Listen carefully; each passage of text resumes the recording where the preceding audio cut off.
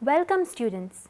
This is an initiative undertaken by the Directorate of Higher Education, Government of Goa to develop e-content learning in the subject of economics. Today, we are going to do the 13th module of chapter 2, that is inflation, unemployment and labor market inflation. I, Ms. Shamin Savia Sequeira Lobo, Assistant Professor in Economics, Father Ragnall College of Arts and Commerce, Pilar, will introduce you today to the concept of unemployment and the natural rate of unemployment.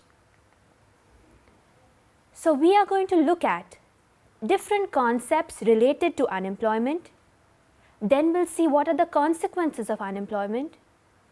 We will also see the difference between the actual and the natural rate of unemployment, and lastly we shall see the determinants of the natural rate of unemployment.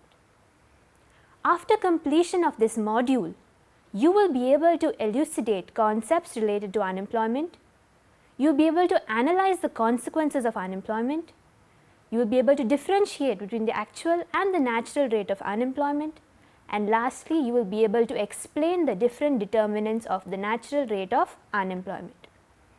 So, first let us begin with unemployment. Unemployment, as we all know, is a very widely feared phenomenon. It affects people directly and severely.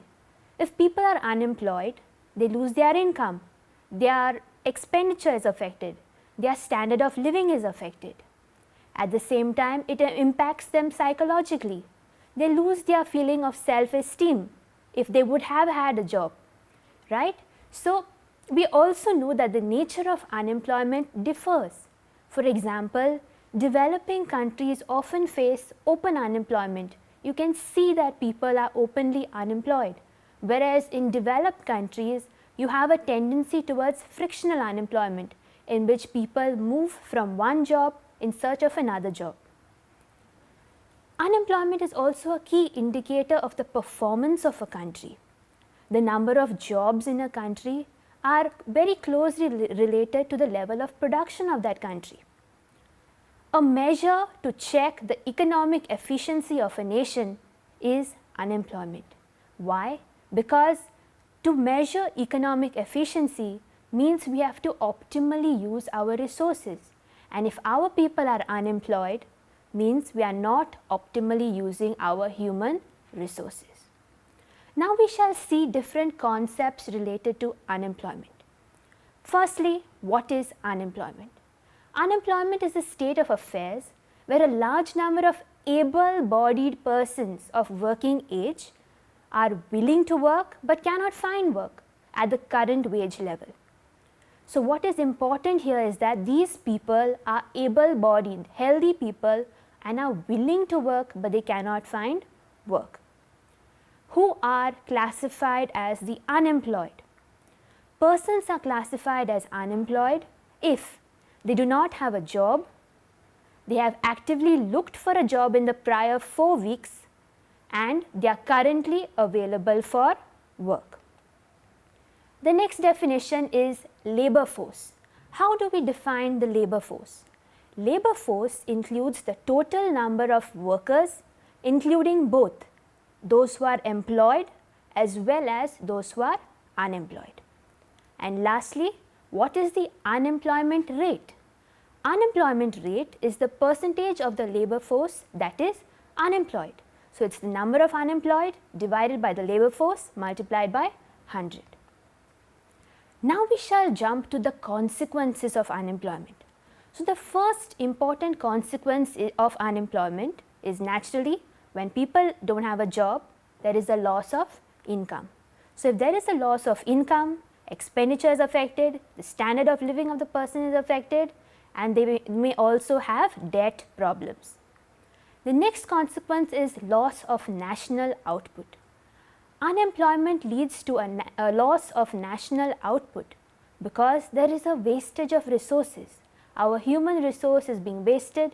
At the same time, this results in loss of production and ultimately loss of national output. The third consequence of unemployment is it results in a negative multiplier effect. What is this multiplier effect? one person's income becomes another person's expenditure. So if one person is unemployed, that person won't be able to spend his money. So his spending will impact another person's income, and this goes on. So this results in a negative multiplier effect. There are also fiscal costs to the government.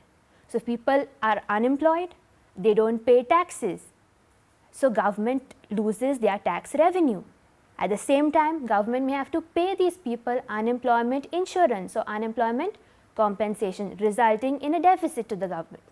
And last consequence of unemployment is the social cost. It has been observed that unemployed people face higher family problems, higher health issues, and also their life expectancy is lower. Next, you must have heard the word full employment. So what is full employment? Full employment is the condition in which virtually all who are able and willing to work are employed. So does it mean that 100% of the population are employed? No. At the point of full employment, the unemployment rate is going to be somewhere around 5%. And this brings us to the next important concept, that is the natural rate of unemployment. So natural rate of unemployment is the rate of unemployment prevailing at the full employment level. It is usually about 5%. So what is the difference between the actual rate of unemployment or the unemployment rate and the natural rate of unemployment? Okay, let's get this clear. So the actual rate of unemployment is the percentage of total labor force that is unemployed but seeking and willing to work. Whereas the natural rate of unemployment is the average rate of unemployment around which the economy fluctuates in the long run. So the next diagram will be able to help you understand this better. So on the x-axis we have the years from 1950 to 2000, and on the y-axis we have the percentage of people unemployed. So the unemployment rate looks something like this. There are fluctuations, it rises, it falls, there are swings, but the natural rate of unemployment is the average rate of unemployment around the unemployment rate. So this is the rate happening in the long run. Now what are the reasons for this natural rate of unemployment?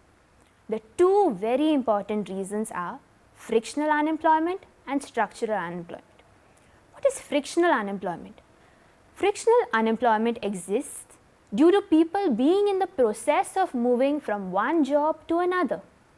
The people are searching for a job. Maybe they have been fired from their previous job, so they are looking for a new job. Maybe a college graduate has just finished college and is searching for a job appropriate to their skill level. This is frictional unemployment. So it's but natural that these people would be unemployed for some period of time. Then you have structural unemployment. Structural unemployment is caused by a mismatch between the skills that workers in the economy can offer and the skills demanded by employers. For example, the employer may need people who have computer skills, but suppose I don't have computer skills, I cannot go for the job. So that results in structural unemployment. Now we shall see how we determine the natural rate of unemployment through job finding and job separation. So what is job finding? Job finding means unemployed people find a job. And what is job separation? Employed people who lose their job, they are separated from their job. So in the economy, we have employed people who lose their job many times. So this results in job separation. So when they lose their job, they become unemployed. These unemployed people will have to find their job now. When they find their job, they become employed. So this is a cycle. This cycle helps us to determine the natural rate of unemployment. So we have the labor force, L is equal to E plus U. L stands for the labor force, E stands for the number of people employed, and U for the number of people unemployed. Unemployment rate is defined as U divided by L, or the unemployed divided by the labor force. The rate of job separation is equal to S. So it's represented by the alphabet S. and the rate of job finding is represented by the alphabet F. The number of people finding jobs is F into U. So, it is the unemployed finding jobs. So, F into U. Number of people losing jobs is S into E. So, the employed losing jobs, separating from their jobs. Now, consider we assume that the labor market is in a steady state. So, the number of unemployed is equal to the number of employed. So, those finding jobs is equal to those losing their jobs. This is equation 1. We also know that the labor force is equal to E plus U, the employed plus the unemployed. Now, suppose we take E on one side of the equation and leave L minus U on the other side of the equation. We substitute this E is equal to L minus U in equation 1, and what we get? Fu is equal to S in bracket L minus U. That is equation 2. Now, keeping Fu on one side, we open up the bracket the other side. So, Fu is equal to SL minus SU. That gives us, keeping SL on one side, taking the rest on the other side of the is equal to sign, you have Fu plus Su is equal to SL. Taking U common, we get U in bracket F plus S is equal to SL. Ultimately, we jump to the final and very important equation, U divided by L is equal to S divided by S plus F. So, what does this equation indicate to us? It gives us a very important policy implication related to the natural rate of unemployment. So, it tells us the unemployment rate U divided by L is positively correlated with job separation. So, and negatively correlated with job finding. So, if we want to reduce our natural rate of unemployment, we have to reduce our job separation, that is the number of people losing jobs. So, higher the rate of job separation, higher will be the unemployment rate. Okay? So, that brings us to the end of this module. These are a few references that will enhance your learning on this concept. Thank you.